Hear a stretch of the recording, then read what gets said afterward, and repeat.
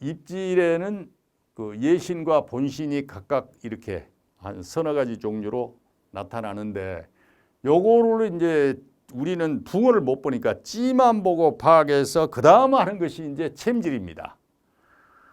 적절한 타임에 챔질을 해야 붕어 입에 바늘이 걸려서 비로소 우리가 붕어하고 이제 힘겨루기를 하는 거거든요. 그래서 낚시에서 마지막 낚아내는 그 순간을 연출해내는 것이 바로 챔질인데, 잔챙이 붕어는 챔질 타임을 잡기가 어려울 정도로 찌가 경박스럽게 놉니다. 그러니까 챔질 타임을 선정하기가 쉽지가 않습니다. 어떻게 노느냐? 예신도 푹 하고 본신도 쑥 올라와서 몸통까지 하다가 쑥 내려가고 이런 식으로 이제 잔챙일수록 그게 나옵니다. 왜 그러냐? 잔챙이 붕어들은 혼자 안 다닙니다. 때를 지어서 무더기로 다니죠. 그러면서 어떤 녀석이 미끼를 물면 그 자리를 벗어나기 위해서 옆으로 도망가는 것이 아니라 거꾸로 위로 솟구칩니다. 먼저 문 녀석이 지렁이 같은 걸 보면은 딱 꼬리 물고 휙 솟구칩니다. 그러니까 봉도를 억지로 들고 위로 솟구치니까 빠른 속도로 찌가 올라와서 들어 누웠다 내려가기도 하고 쑥 올라오다 내려가기도 하고 이렇게 나타나는 겁니다. 그래서 챔질 타임을 잔챙이는 잡기가 어렵다. 그런데 씨알이 굵은 붕어일수록 양반 모습으로 찌가 움직인다. 따라서 챔질 타임을 느긋하게 기다려가면서도 허챔질 없이 할 수가 있다. 자, 큰 붕어들은 단독 행동을 많이 합니다.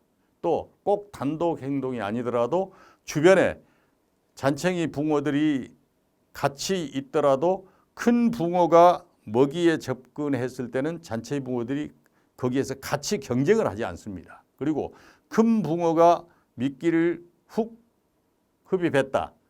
그 다음 동작은 큰 붕어는 다른 녀석한테 뭐 도망가고 피하고 할 이유가 없습니다. 쥐가 대장이니까.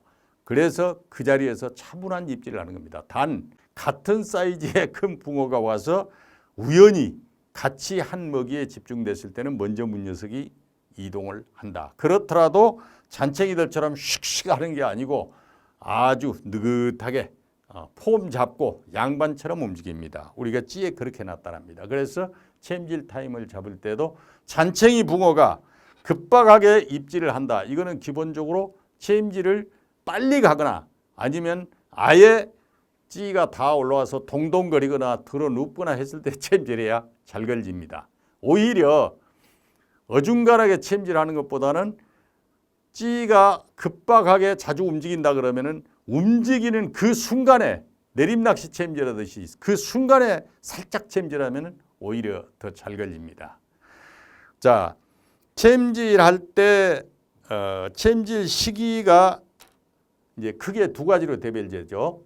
제가 입질 모습 하면서도 언급했습니다만은 기다려서 챌 경우, 또 하나는 서둘러서 미리 챌 경우, 요 두 가지가 있습니다. 기다려서 챌 경우는 큰 미끼를 달아놓고 큰 붕어가 와서 정상적으로 입질해 줄 때, 그럴 때는 찌가 아주 점잖게 움직입니다. 그래서 기다려서 챔질을 한다.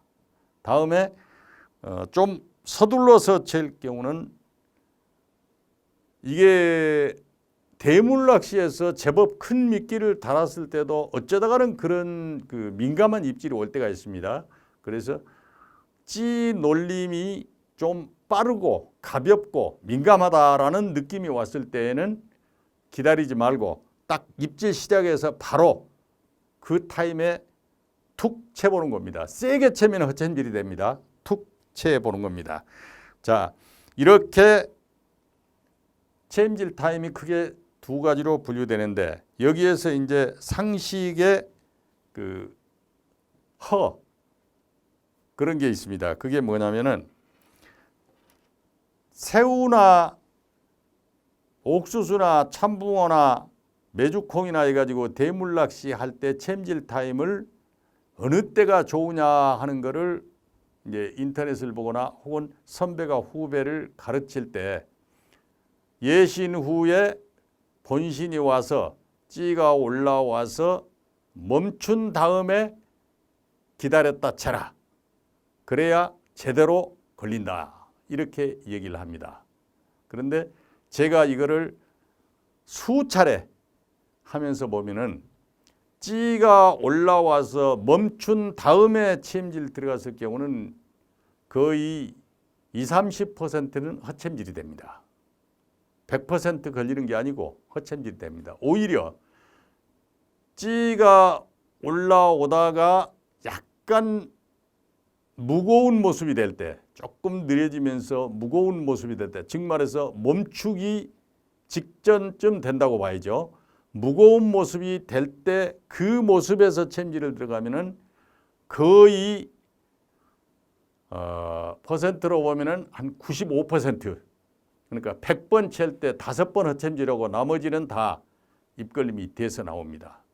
자, 찌가 멈추고 나서 체험질을 하라고 하는 것은 그 속에 오류가 포함이 되어 있습니다. 어떤 거냐면 찌가 올라와서 멈출 때 어떤 경우냐면은 쭉 올라와서 미끼를 붕어가 훅 뱉었습니다.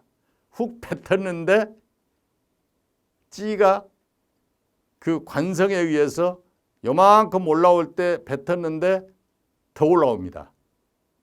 그리고 잠시 있다가 관성이 사라지면 슬그머니 제자리로 내려가 서게 됩니다. 그러니까 이미 붕어는 물속에서 뱉었는데도 찌는 더 올라와서 몸통까지 올라오는데 이 순간에 체험질하면 허챔질이 될 수밖에 없죠.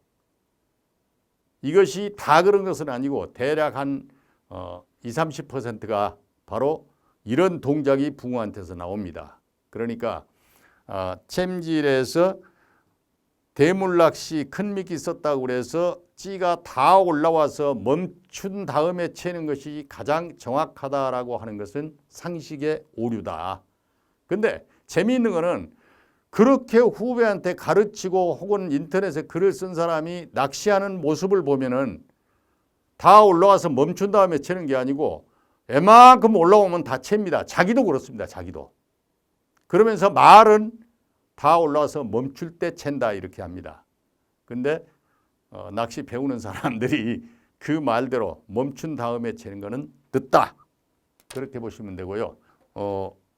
뭐 2마디밖에 안 올린다. 그런 경우가 흔히 있습니다. 그럴 때는 2마디 올라와서 멈출 것 같다. 혹은 멈추는 순간이다. 그때 채줘야 걸립니다. 더 올리기 기다려봐야 그날은 그렇게 활발한 입질을 안 하는 날입니다.